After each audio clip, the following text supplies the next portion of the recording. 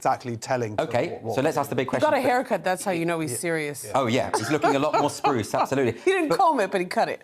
Well, which is a start, let's face it, although we could introduce him to a hairbrush from time to time. But what do we think about this? Where could it go? Who could it be? Who could... I mean, the thing is... It is. It's about who's going to be that leader. And I think it's the same thing with the Scottish referendum, right? And the reason they decided to stay with Britain is because nobody could give a decisive answer on what they were going to do with the currency. And I think that's what the Tories are facing now. If they had somebody who was strong and could take us to the front, who's it going to be? Rishi? Give me a break. Well, they're talking about Rishi, they're talking about Jeremy Hunt. Oh. They're talking about Tom Tugendhat. All of them have fatal flaws, and I don't see any of them. There's certainly no, like you say, clear contender to the throne here. Do you think, though, I mean, Theresa May did eventually, even though she was ostensibly protected by the winning the no-confidence vote for 12 months, she still went after a few months.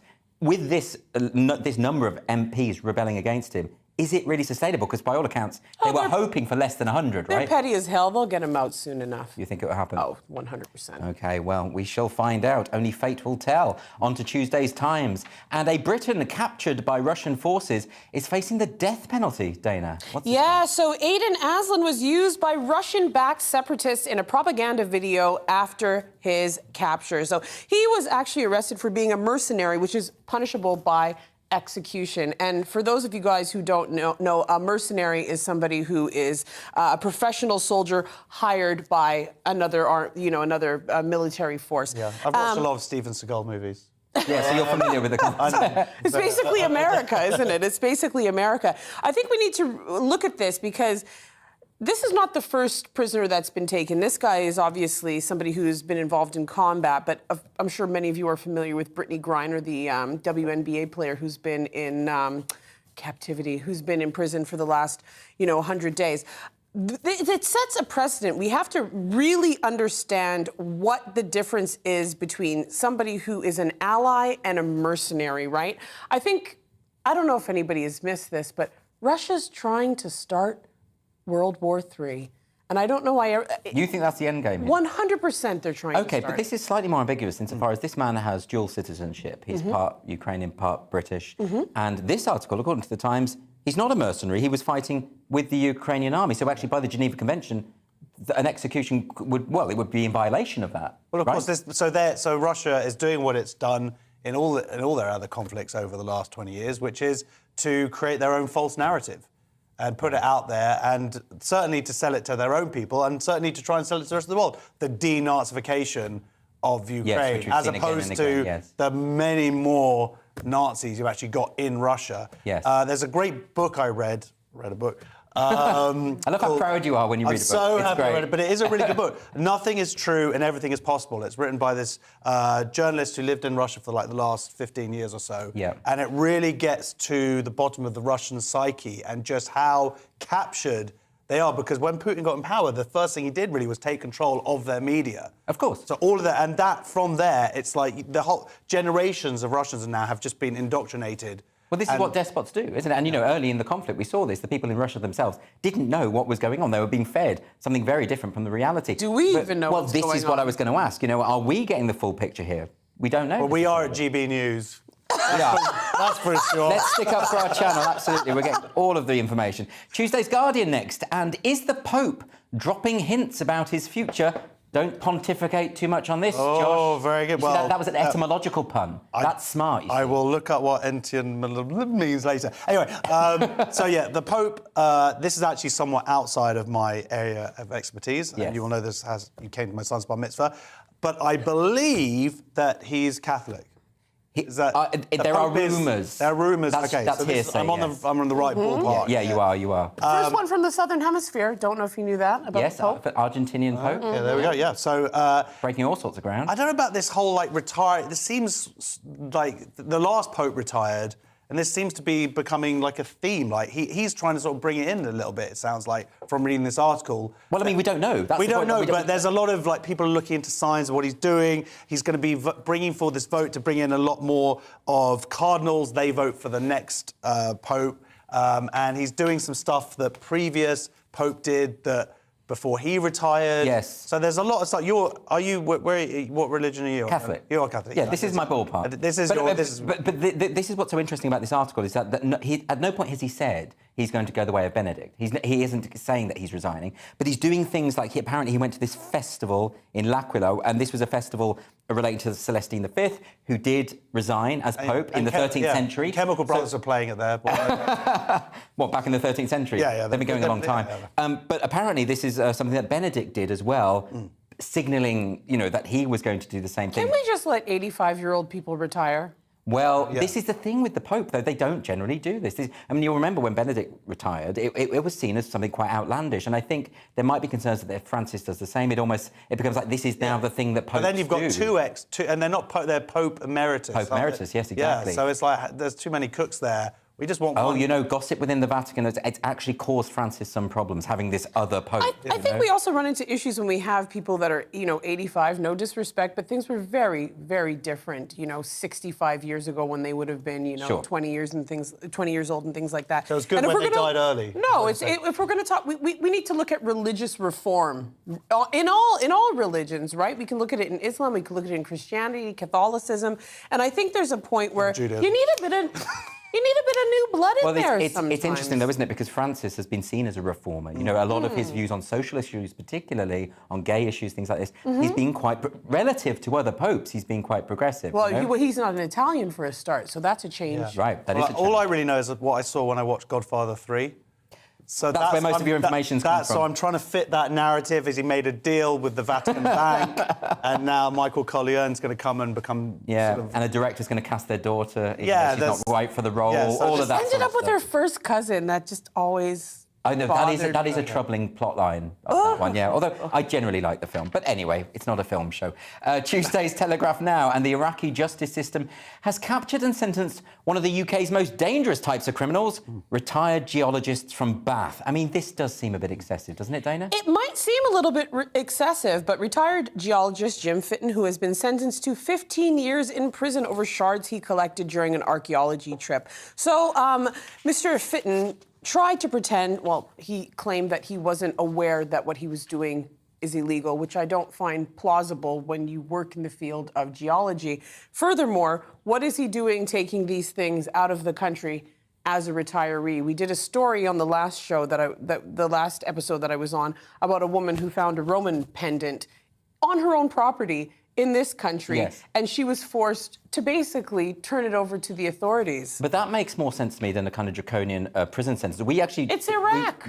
Sure. We spoke about this on the show, actually, a few months, because when the story first broke, they were talking about the potential death sentence.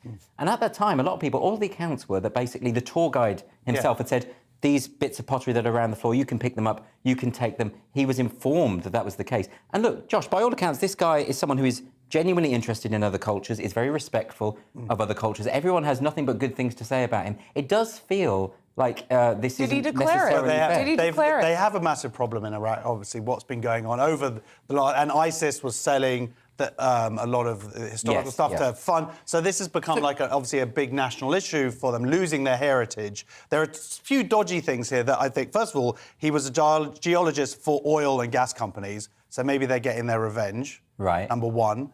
Number two is that actually it seems like he gave the stuff to the guy he was travelling with. So that guy has got off now, and they've sort of said, no, he didn't have anything to do with it. But it sounds like you might have known he was doing some dodgy stuff and said, hey, mate, would you mind just putting these in your bag? But we don't know, I suppose. We don't know. But how are you going to plead ignorance as a geologist? That's your profession. But these... You're in Iraq. Yeah, but he's not an archaeologist. I can't even show my hair in some places in Iraq. Come on. I know. The point you're making about Iraq is fair. But, these are not valuable pieces of art. I think... To who? As in monetarily. But, the point about this... no, everyone acknowledges that. They're not valuable. But the point about this, I think, is partly what Josh is saying, is that there is a hypersensitivity surrounding this kind of thing because of what ISIS did. They were plundering and selling this stuff to fund themselves. And I think that now they've clamped down. And not just ISIS. It's been not just ISIS. Yeah. This so has many been going pieces on. of history and artifacts have been plundered from so many countries around the world. Yeah. We could talk about the Koh-i-Noor, but we'll move on. We could talk about the Parthenon marbles. We could talk about all sorts of things. I'm not a fan of... I could talk about that stuff if I knew what it was. No, Go to the British Museum once in a while. You can't even take a picture of some of the art, the Queen's jewels and things like that. One of our friends, one of our colleagues, Sir, what's his name, Tom something, his dad's like a beefeater. They literally live at the Tower of London. And I just went in there, I'm like, wow, look at these jewels. As soon as I tried to take a picture, it's like, stop that. Oh, I know. You know Have you ever tried doing it in the Sistine Chapel? I mean, they will rip your throat right out. Yeah. Like, you take a photo of that. But then why should you? You're there to enjoy the beauty of it. Anyway, a local paper now. We're going to the Bolton News. And this is a film that has caused something of an uproar in the community. Josh, you have the details on this? Yes, so Bolton Cineworld had this film showing, which is called Our Lady in Heaven. It's not necessarily about, but it features the Prophet Muhammad's daughter. And there was a protest outside the cinema by about 50 to 100 men. They all seem men, I've seen from seeing the video footage, who are protesting it, saying it's offensive. Right. Few things that we need to get into here. First of all, why is the Bolton News the only newspaper that seems to be covering this? Because this seems to be quite a big deal. Maybe because that's where it was showing? No, but why is it the only newspaper that's covering it? When you've got a protest here of 100 men outside and they have managed to actually be successful in their endeavour to ban this film, that, for me, feels wrong. That's kowtowing to mob rule. Well, let's actually, before you go on, let's just have a quick look. We've got a video clip, I believe, of the protesters. Can we see that? Let him talk 1 minute! If you can hear me, I am the manager of this cinema, and I'm just confirming that this film is cancelled tonight. And for the rest of this week, we will not be showing this film again. OK, and it's interesting. It's not just... Apparently, there have been other cinemas that have been affected. I think Birmingham Cineworld has also pulled it. So this, I think, is something that's going to be spreading because the film is very, very controversial. The only film review I've seen of it is in The Guardian. They gave it 2 stars, so it might be quite good. I think it's more about... It's not necessarily just about the film. It's actually about what that holiday represents. For example, in Iran, this has been completely banned and deemed the usurper of Islam, right? So these are people who are seeking to reform Islam, and there's not too much known. There's not too much known about this whole thing because they've really tried to shield the information around this. That's not true. Sorry, It is true. No, it's not true. What's happened it's essentially a sectarian thing. So it's not like some people have come along and made this offensive movie about Muhammad. Yeah. It's what it is a Shia-Sunni situation where the Sunnis are saying it's offensive because, I mean, I did actually read a book about 10 years. If I remember correctly, the schism there was about it all went to, like, who was going to be the true followers of Islam from that, and it was all about the succession. So this is putting forward a Shia narrative. Yeah. And so it's offending Sunni. Yes, and what I'm saying, it dates back before the movie, but the controversy isn't just... Sure, but I'm just saying this isn't like some sort of Western portrayal of... No, or anything like that was my point. OK, but let's talk more broadly about this, insofar as what does this suggest about artistic freedom and the freedom to reinterpret religious stories for artistic purposes? I mean, we go back to The Satanic Verses by Salman Rushdie, which is a fantastic book, and it does draw on the story of the Prophet, although it does not refer to him by the same name, gives him a different name, the characters are named differently. And a lot of people, I mean, there were people burning that book on the streets of Bradford, people who hadn't read the book or attempted to engage or understand the book. So what is... Well, go back all the way to Life of Brian. Lots of people were very angry about... Or Protestants versus Catholics. Right. This is a perennial thing. So don't we think, though, that artists and filmmakers and auteurs should have the right to use whatever material in whatever way they want? And if people are upset because it offends their religion, they can choose not to watch the film. I think when we talk about reinterpretation of people's belief system... Yeah, but it's not reinterpretation. It's their interpretation, and it goes against the counter-narrative. I'm just saying that this particular incident... Well, let's hear Dana's view on this point particularly. It was specifically to your point. Yeah. So when we talk about, like artist expression and reinterpretation of religion, people live their lives by these rules, right? Sure. So a lot of people will not accept any sort of reinterpretation, especially when we talk about Islam. Islam is one of the books that has not, like, if you look at the Bible, for example, how many different versions of the Bible are there? There's St. James, King James Version, there's a new interpreted version. Do you know what I mean? Yeah. It's been translated so many times, people start to say, well, what is the message if we can keep, if it keeps evolving in this way? That is the one thing about Islam that hasn't changed, is the Quran has stayed the same. I suppose the question is, recognising the fierce traditionalism within the religion, should even that not be open for ridicule, even mockery, reinterpretation by artists and comedians? Isn't that a right of everyone to do? It should be a right in a free society, but that isn't even what is happening here. This isn't about ridiculing Muhammad in any way. This is about a different sect of Islam. No one having has suggested that, by the way. No, I know, but I'm just saying that would... when you see mobs of men chanting Allah Akbar for them winning their thing, and you think, oh, is this like someone's come in with some Charlie Hebdo sort of caricature or something like that? No, and it isn't that in this case. No, not at all. This was a film that was made to promote religious diversity, whether they've succeeded or not. They've been respectful. They're made by Muslims. It was made, according to Islamic law in terms of not showing Muhammad. I think the controversy is about the prophet Farhat ul-Zahra. Yes. That's the controversy. So, yeah, but, I was sort of suggesting that irrespective of... I think you're right, your account of the film is correct. But even if it had gone out of its way to mock, I do think it should be able to. No, absolutely. But, what's scary for me is watching that video further where the guy with the microphones out in front of the cinema, and then he just says, it wasn't my decision, it was the central office's decision to play here. I totally agree with what you're saying. I mean, it was just total capitulation. Do you think it's intimidation, then, basically? I think it is intimidation, and I think for them to go along... He's terrified. Well, I'm sure he is terrified, and he shouldn't be put in that position. Yeah. It's wrong. By the way, no police there. No. Well, it's wrong. You know who should have been there? You. Yeah, well, Josh has strong views on this, so absolutely. And I'll be like, but let's move on my now. name is Andrew Doyle. Don't you drop me in it. OK, that's it for this part. And coming up after the break, we have got a jab for obesity, disgusting school dinners, and we'll be discussing the merits of a 4-day working week. See you in a couple of minutes.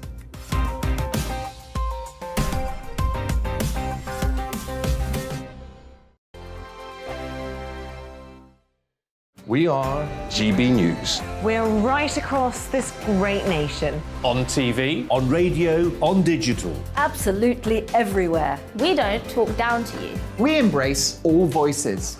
With honest and civilised conversation. We're not part of the establishment. We're one of you. And we're only getting started. Join us on GB News, the People's Channel. Britain's news channel.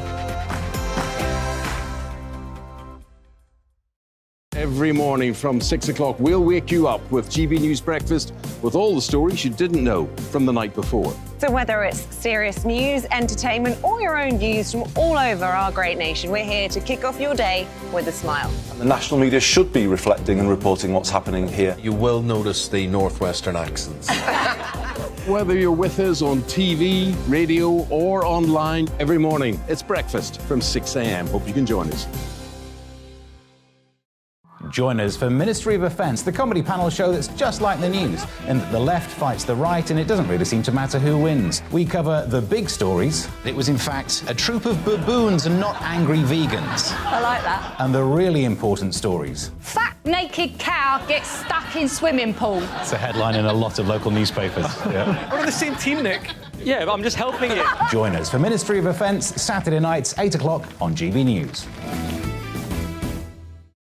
I'm Dan Wootton. Join me Monday to Thursday from 9 to 11 for the feistiest and most fun news debate on TV, where free speech reigns. I'll bring you a sharp take on the day's biggest stories, bombshell newsmaker interviews, and A-list guests.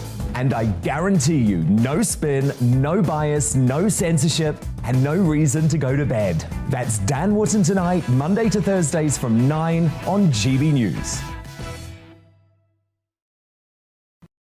Join us for Ministry of Offence, the comedy panel show that's just like the news, in that the left fights the right and it doesn't really seem to matter who wins. We cover the big stories. It was in fact a troop of baboons and not angry vegans. I like that. And the really important stories. Fat naked cow gets stuck in swimming pool. It's a headline in a lot of local newspapers. Yeah. We're on the same team, Nick.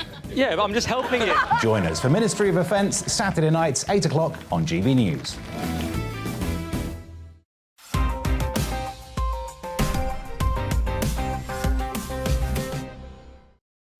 Welcome back to Headliners with me, Andrew Doyle, and Josh Howie, who has rescinded my invitation to his next child's bar mitzvah. Sorry about that. And That's Dana right, you have Alexander. 900 more. Let's crack on, shall we? We'll start with Tuesday's Guardian. Tuesday's Mail. And this is Ryanair, which has come up with an interesting ticket verification method, Dana. Yeah, so Ryanair is accused of Apartheid 2.0, a policy that makes South African passengers take a test in Afrikaans before they are allowed to board planes in the UK and Europe. And I think it's very important for people to remember that South Africa has 12 national languages, the most widely spoken languages being Zulu and Xhosa. And the most popular language, I think, is English. So the thing is, despite the fact that Afrikaans is only the third most spoken language in the country and was often forced on black South Africans during the apartheid era, it's unreasonable. Can you explain this to me? Because I'm very confused about this. If this is the third most common language in the country, why would they choose this as the verification technique when there must be people who don't speak it? Well, it's moving the goalposts, isn't it? Do you know what I mean? I feel like a lot of the time when you cross a border, I've been in this trouble many times, even though I have a Canadian passport. They look at the color of my skin and they check me twice. They check me thrice. And this is another way of giving people another hurdle. So Ryanair is saying that this is because of the high prevalence of fraudulent South African passports. So do you find that convincing, Josh? Well, that's their reason. The question is why they chose Afrikaans as opposed to one of the other languages. English. Why wouldn't they choose English? I mean, and why is this an issue for Ryanair? This is so strange. This is a border issue. This is a home office It's not just issue. Ryanair messing up again. You know, they tend to be quite heavy-handed with some of their decisions. You know, If Ryanair can squeeze you for anything, they will do it. Maybe you have to pay more to get the Zulu test. Yeah, or the English test. That wouldn't surprise me at all. Because you have to pay for extras for absolutely everything you want, don't you? I think they should start forcing Ryanair staff to speak Zulu and Xhosa on the flights. That'll teach them. And also do everything in Gaelic. Yeah. For the youth. Well, sure, it's Ryanair. Why don't they? Should all be in Gaelic. They got Gaelic going in Dublin. I think it's amazing to bring back those languages. And Welsh language is also on the rise as well. I think that's amazing. Yeah, well, not many people speak Preserve it. your culture and your heritage. Enya and her family, and that's about it. But, Tuesday's Guardian and the 4-day week. Good idea or illustrative of our modern work-shy culture, Josh? What do you think? No, I mean, this is the largest ever trial now for the 4-day week. People have been pushing the 4-day week for a long time. Now, more than 3,300 workers in the UK. They started on Monday, but of course there was a tube strike in London, so some people are now doing a 3-day work week from that. It's running for 6 months. And it follows this model, which is called it's the 180-100 model, i.e., you get 100% of the pay, 80% of the time, but there should be 100% of the productivity. Right. That's the idea. Work, intense, and the reality is that there are a lot of jobs that can be done in a smaller amount of time. I'm interested in this because I was reading about this a couple of months ago. There's a new book by Johan Hari called Stolen Focus, and it talks about these studies that have been done in Australia, where they've implemented precisely this study, and they found that if you reduce it to 4 days a week, people still do come back with 100% of the same productivity that they do in 5 days because they're more refreshed, they enjoy their jobs more. It just seems like a no-brainer. If the data is saying this works, why not? If it does work, I remember somebody was telling me there was a guy who was a little bit too eager in the dish pit, and one of the other Jamaican guys back there says, "What are you doing? Why you working so hard for? You don't just know they're going to make you work harder." People tend to just do the minimum of what they have to do. Maybe if they were more rested. Maybe if they were more rested, they had the 3 days. Well, I don't think it's an issue of rest. I do think, come on, how many of us are at work just even if we could look at the office over here, how many times you can look at who's making how many trips to the coffee machine and the fridge and things like that.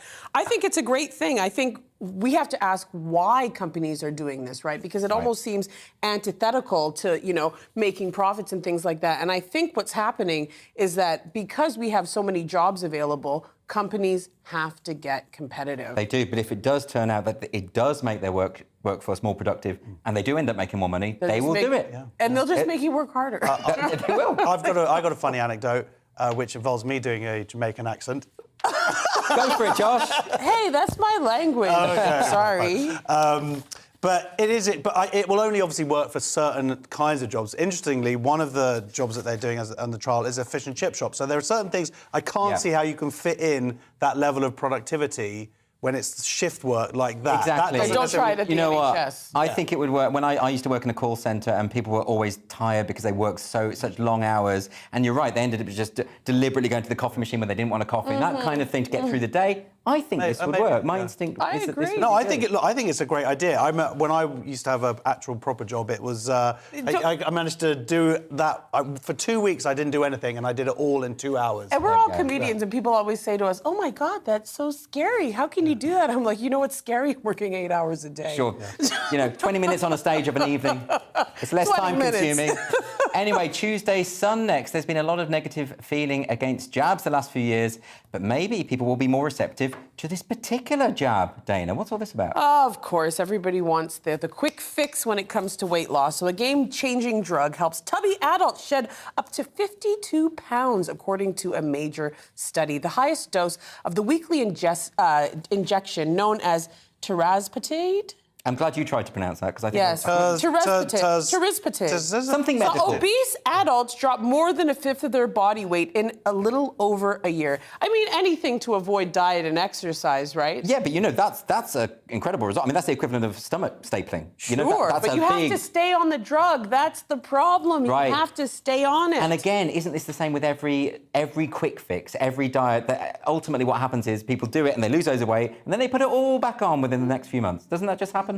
You seem naturally svelte. No, thank you, but no, I've got a tummy, and this drug sounds fantastic. Side effects, though, include vomiting and diarrhea, but surely that's a good thing. Well, that's going to help you lose more weight. Well, that's potentially. You're not a doctor, but, there could be something in that. But absolutely. We should move on, though, because we've got plenty more coming up in part 3, including America's view of school shootings, the French horse meat scandal, and why the Queen probably has a VIP account at Ladbrokes. See you in 2.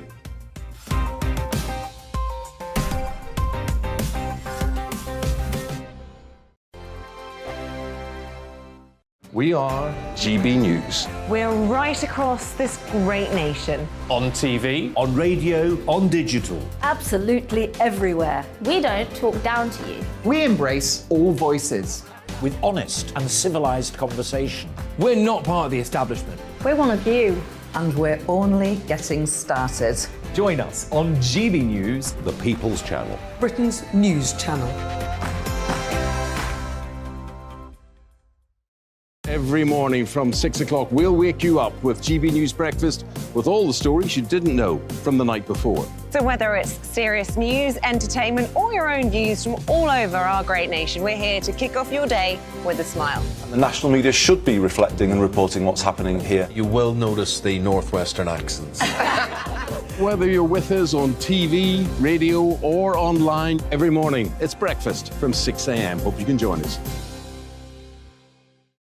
Join us for Ministry of Defence, the comedy panel show that's just like the news, in that the left fights the right and it doesn't really seem to matter who wins. We cover the big stories. It was in fact a troop of baboons and not angry vegans. I like that. And the really important stories. Fat naked cow gets stuck in swimming pool. It's a headline in a lot of local newspapers. Yeah. We're on the same team, Nick. Yeah, but I'm just helping you. Join us for Ministry of Defence, Saturday nights, 8 o'clock on GB News.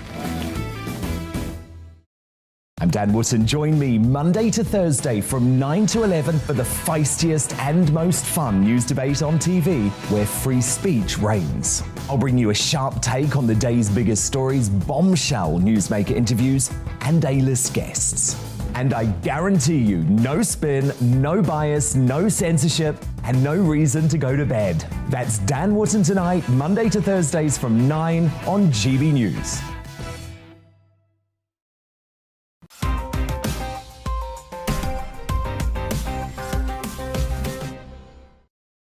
Welcome back to Headliners with me, Andrew Doyle, Josh Howie and Dana Alexander. We're going to crack right on with Tuesday's Times once more. And are mass school shootings an embedded aspect of a free society, Dana? What an odd question.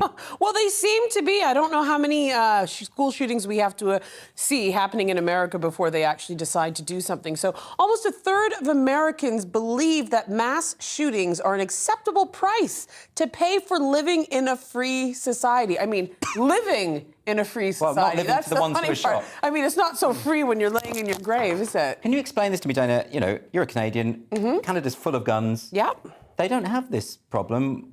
So is it about the availability of guns or is it about something else? I think it's definitely about the availability of guns. I think it's also about the types of guns that people have. We're talking about assault weapons, semi-automatics and things like that. But I think we also have to look at our culture. I don't know, one of the things I thought was so interesting was when Sacha Baron Cohen, I don't know if you remember when he did that whole special, Who is America? Yes. And they actually got one of these gun lobbyists, he tricked him into supporting a program called the Kinderguardians program, which sought to actually arm children with, guns likened to toys like the Uzi corn and things like that. And he was saying this. He didn't even understand he was being made fun of. It's there. I can't even explain. Well, it's a different mindset, isn't it? And I do, and it's held the view, the pro-gun view is held by some very intelligent people. And I've tried to get my mind into it. I've tried to understand the viewpoint.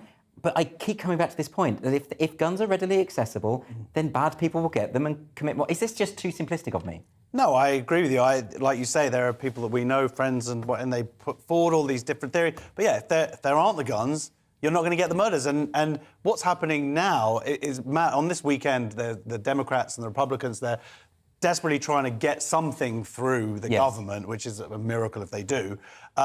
But whilst they've been doing that, during this weekend, there's been 10 more mass shootings. I mean, it's absolutely horrific, the extent of it. I mean, one of the arguments that is put forward is that, if you have people who are armed, it actually reduces the possibility of this because these shooters can be taken down quickly. And we did see in Texas, the man who tried to do a mass shooting in a church, he was dead within seconds because half of the congregation were armed.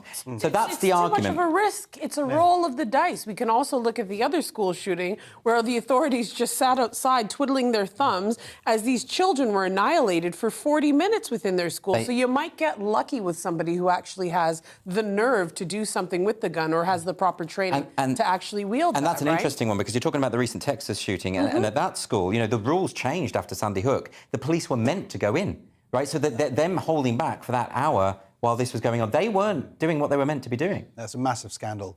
Yeah, it's a huge scandal. Yeah. So, I mean, anyway, we should move on. But, yeah, it's a shocking story. There's going to be more on that, no doubt. Now, it wouldn't be headliners without a story on Elon Musk. And this one's from The Times, Josh. What have you got? Yeah, so this has actually been going on for a little while now, but he's essentially been saying that Twitter is not really giving up its real figure of the number of bots it has. Twitter says about 5% of their accounts are fake. Elon Musk is saying that it could be 95%. Okay, that's a massive discrepancy. Okay, talk us through this clearly. So Elon Musk, as we know, has bid to buy Twitter for $44 billion or whatever it is. And he's saying that as part of the merger agreement, they are not giving him the information about the number of accounts that are fake. Yeah. Twitter's saying 5%, he says up to 90%. But why wouldn't they just release the information? If he's going to be the next owner, why wouldn't they? Because it would obviously lower the price. Less real people on Twitter means less potential advertising. Potential buyers. Yeah, which is going to take down the price of the shares. And well, the way you put it like that, it sounds like he's got a legitimate case, then, hasn't he, Dana? Like that he should be able to have access to this information. Well, I've said it before on this show. He is playing games. He's coming in, coming out, seeing what he can do with these stock prices. And I think it's really interesting that Twitter is trying to claim that only 5% of its users are bots because they are also saying we suspend over 500,000 spam accounts every day. 500,000 every day, usually before you even see them on Twitter. I mean, how many times have you been trolled by someone? You look them up and they have 1 follower. Or sometimes you get trolled and then you look back a few minutes later and it's a suspended account. It was only there for a moment, momentarily. I mean, could it be the case that up to 90% of these accounts I don't know about 90. Yeah, well, that's what he's saying. But if I was him, I wouldn't be saying that because he's got 97 million followers. Yes. But according to him, he's actually only got really about 5 million. Yeah, he shouldn't So I'd rather just pay a higher price and say, oh, yeah, I got 96 million Especially if you're the followers. richest man in the world. But, maybe you're right, Danny. So maybe he's just trying to get a lower price on his purchase. He's trying to get a lower price. He's trying to play with the system. Give me a break. I don't think he's going to buy it in the end. Who knows? We shall find out. Guardian once more. And apparently French cuisine is the finest in the world. But you know what? This story, it doesn't sound like it to me.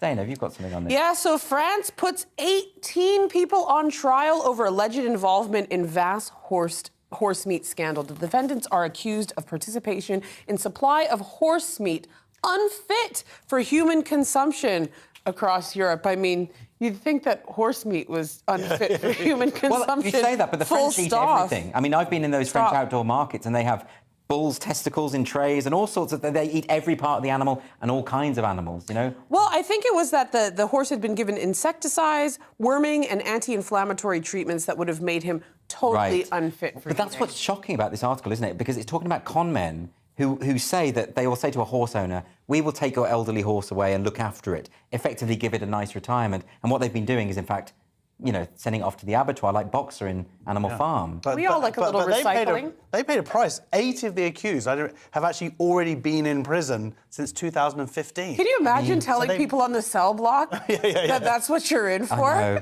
But I mean, we had our own horse meat scandal. Do you remember a few years ago? Yes, Where, I do. You know, I think they were in like supermarket lasagnas and things like this. And you know, but at the time I sort of thought, well, you know, I'm a vegetarian. You know, what's the difference between eating a cow and a horse, really? Well, yeah, my boyfriend asked me today if I'd ever eaten a rabbit, and the only thing I could say to him is, not that I know of. No. Although rabbit is meant to be delicious. Apparently. Hey, I'm not going to knock it. Who knows? Maybe I've tried it. Daily Star now, and aside from being the figurehead of a nation, an iconic and deeply respected stateswoman, and the most famous person in the world, it turns out that the Queen is an expert gambler. Is there anything she can't do, Josh? She has many, many skills. The Queen is someone who doesn't eat the horses. I hope not. She puts them out and makes some serious money from them. She's made £8.7 million in the last 35 years from racing her horses. Which It's almost as much as Andrew needed.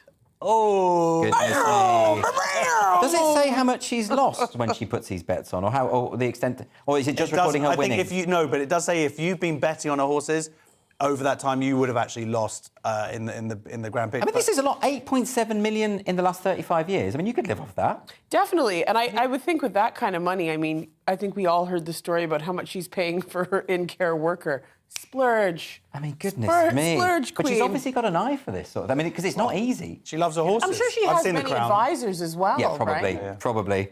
OK, we're going to move on, and we're going on to... Now, this is an interesting story about ivory, an ivory ban, Dana. What have you got on this one? Yeah, so sweeping restrictions on ivory trading have been celebrated as a landmark moment in tackling the slaughter of 20,000 elephants every year for their tusks. So yes, ivory bans, they're happening. Too little, too late, because I think there still are an endangered species. But what I thought was kind of interesting is that I always, whenever I thought of ivory, I always immediately went to elephants. Apparently, they're taking these from hippopotamus and walruses, walruses and everything else. I had no idea about. And We're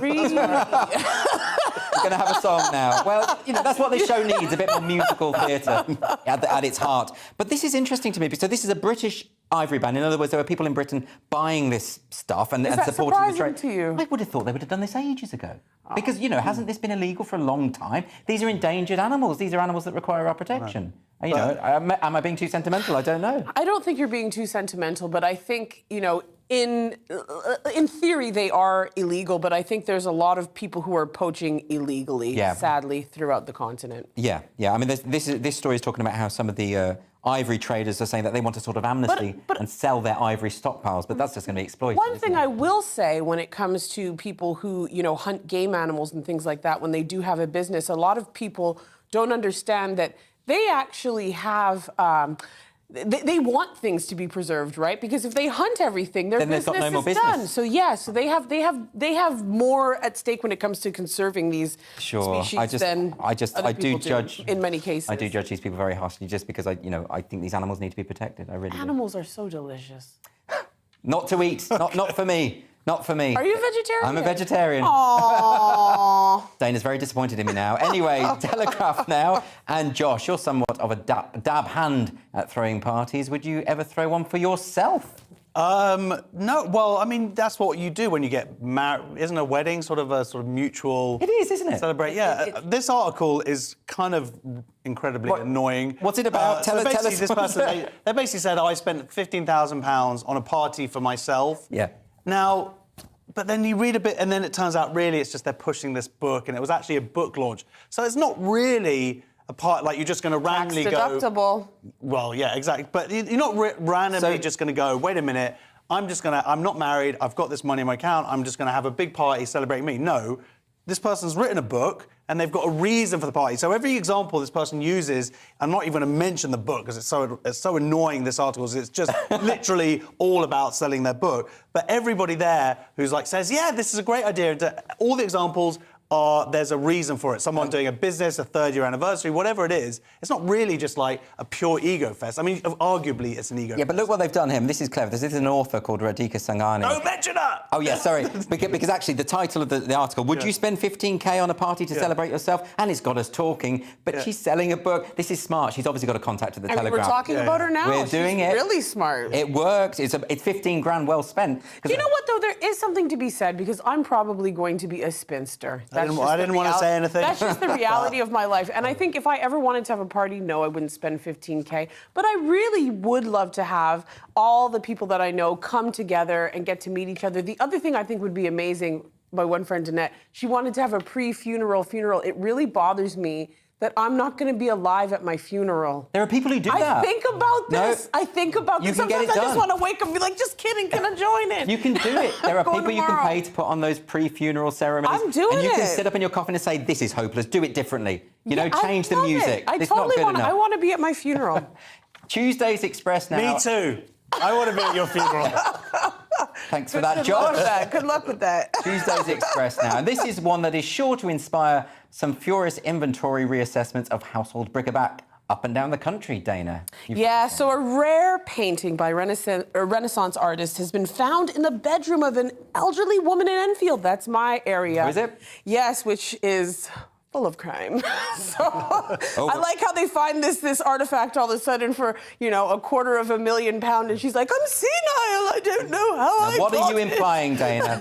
I just saw Goodness. Police Raid. I watched it on my phone for 20 minutes across the street from my house. I mean, we gotta look at how she got this. Of course, we've come through the Second World War and things like that. Yes. So many artifacts and pieces of art have been stolen and sold on the black market. I feel like we got to find out where she got this. But look, she's an elderly woman, and in That the doesn't mean she wasn't a No, but thief it when said she it was was, young. she inherited it from her dad, is what it says. She inherited, the article says that she inherited it a long time ago. Where did he get it? Didn't know what it was. But you've watched the Antiques Roadshow. They often don't know what these things are. This is apparently a painting by a student of Botticelli. And it was above her bed for 30 years, and she didn't know. I mean, I know you're sceptical, Dana. Very. But I like to believe people, and people are good at heart. And I But think especially a little older woman. who might have been, as you're saying, a young thief for all we know. Yeah, you don't But know. no, I She'd be don't. Bonnie. What do you think, Josh? My favourite part of the article, and by the way, dementia, family members, it's truly a horrific disease.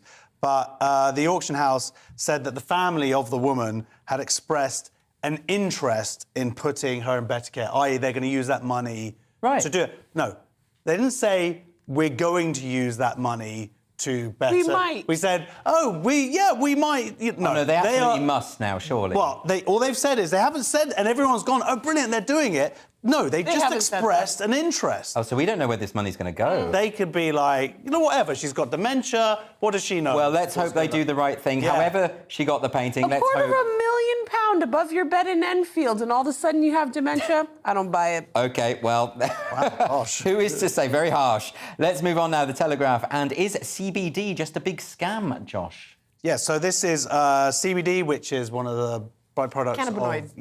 of... Yeah, can you explain what it is? Because I've never heard of this before I read this article. So, let me tell you all about. Yeah, it's one of the chemicals that are in cannabis. It says it's from hemp, but this says without the psychoactive effect. Right. So it's just supposed to calm you down, let you sleep a little bit. So it's quite interesting that there's been a bit of a gold rush in this because a lot of people are saying it has lots of beneficial effects for sleep, for... And David Beckham has supported it? Yeah, he's like went in on 5% of the company or something. And I haven't tried any drugs It's ever. legal, I'm a total people. wimp. I can't So do it. it's legal, but it It's doesn't... expensive. It doesn't make you high, so what's the purpose of... Well, no, because it supposedly does have some beneficial effects. OK. That's what they're saying. But this is what they're trying to prove, because the Food Authority have got involved now to try and say whether they can sell this stuff or not. Right. And only... I think a few hundred people went in for... 900 applications went into the Food Standards Agency, and only 70 were actually passed. And what they're saying is that the quality of the applications was lower than we anticipated, i.e. a bunch of stoners sent through these forms, they were rubbish, and it seems like they didn't... Whatever. Don't I'm just judge saying. us. They didn't do well on the forms. What is the implication then? Is it They going can't to sell their products, some of the people who went in there. Basically, the amount that you're going to be sold over the counter is like a tenth of what you actually need to treat somebody. So what we're getting is, in a sense, snake oil. And what they're suggesting is that we believe, of course, placebo, nocebo. Placebo is when you think, something's going to happen, so your mind does it for you. So your mind does it for you, Yeah. essentially. And it's a great, go to Holland and Barrett. That stuff's like 70 pounds. You can get it in a health food shop. Yeah, yeah. You can also get stopped by the Dubai authorities. It's actually worth more than the vitamin C and D supplement market. And I take a lot of vitamin C and just enough to get high. You know what? You're looking great on it, Josh. The Mirror now, and a particularly misogynistic bird of prey, Dana. Yeah, so blonde women are being targeted as usual by swooping buzzards at a village terrorized by birds of prey. So one 57-year-old woman was left pouring blood and suffered 2 wounds after an angry buzzard swooped at her, as the bird of prey is thought to be defending its nest. And I have to wonder, I don't know why they are specifically targeting blonde women. This woman had her hair in a ponytail. I wonder if it's like a sight thing and that's just what they can see. So this article is saying that this particular buzzard likes blonde women. Yes. And has attacked a blonde woman before. It's also attacked a man as well. Oh, okay. It has actually. So not a misogynist My son has bird. been swooped at by this bird a lot in the last few weeks. So I think maybe there's just a lot of blonde people around there and they're just trying to make this a persecution issue. But I feel like this bird, if it could see, was coming. Maybe the bird is a critic. Maybe it's like, get your roots done. This is that peroxide is wrong. Maybe that's what it is. It's a good one. It's different hairstyle, different. You're too old for ponytails, lady. That's a good point. It does what sound is a 57-year-old doing in a ponytail? Yeah, well, maybe the bird's right, but it does sound like a problem with the bird rather than birds in general. It reminds me a bit of the Alfred Hitchcock film, when they just the birds, they start attacking you, or Omen 2. I've always thought that birds are government spies. People say this. Yes, and my dad was like, Dana, stop smoking pot. Yeah, see, stop taking those supplements, yeah. There is a conspiracy theory in America that birds are all robots, they're not real. I agree. When I see that little thing outside my head looking like a robot, I'm like, what you looking in my window for? I actually I close the blinds on birds. I don't trust them. Well, they're descended from dinosaurs by all accounts. If you want to spy on people, do it in a bird. Yeah. A bird would be the perfect spy. Wow. Wow. You are high. No. You think train a bird to spy I've been here for 5 hours. Have I been doing anything except for water? I don't know. You went to the toilet a lot. I didn't even go once. Well, I think the moral of the story there, don't trust birds and get your hair done so you don't get attacked yes, by the bird. Good advice. I will take you up on that. Thank you, Andrew. Well, we always like to end the show on a moral, and there you have it. That is all that we have time for. Thank you to my guests, Dana Alexander and Josh Howie. And please do join us tomorrow, where we'll be back 11 o'clock for Headliners with 2 different comedians, just as good as tonight. And we will see you tomorrow. Farewell.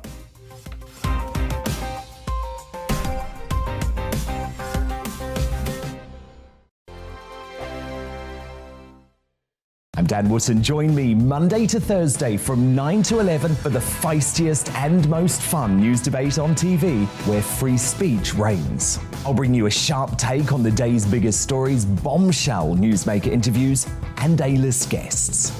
And I guarantee you, no spin, no bias, no censorship, and no reason to go to bed. That's Dan Wootton Tonight, Monday to Thursdays from 9 on GB News.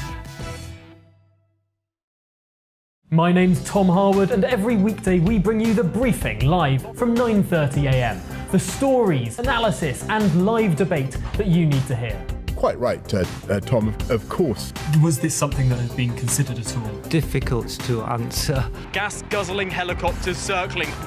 Noise is being made here. Joe Biden walking out. Thank you very much for joining us. Don't miss it. The Briefing with me, Tom Harwood, Monday to Friday, 9:30 a.m. on GB News. We are GB News. We're right across this great nation. On TV, on radio, on digital. Absolutely everywhere. We don't talk down to you. We embrace all voices. with honest and civilised conversation. We're not part of the establishment. We're one of you. And we're only getting started. Join us on GB News, the People's Channel, Britain's news channel. Every morning from 6 o'clock, we'll wake you up with GB News Breakfast with all the stories you didn't know from the night before. So whether it's serious news, entertainment, or your own views from all over our great nation, we're here to kick off your day with a smile. And the national media should be reflecting and reporting what's happening here. You will notice the northwestern accents. Whether you're with us on TV, radio, or online.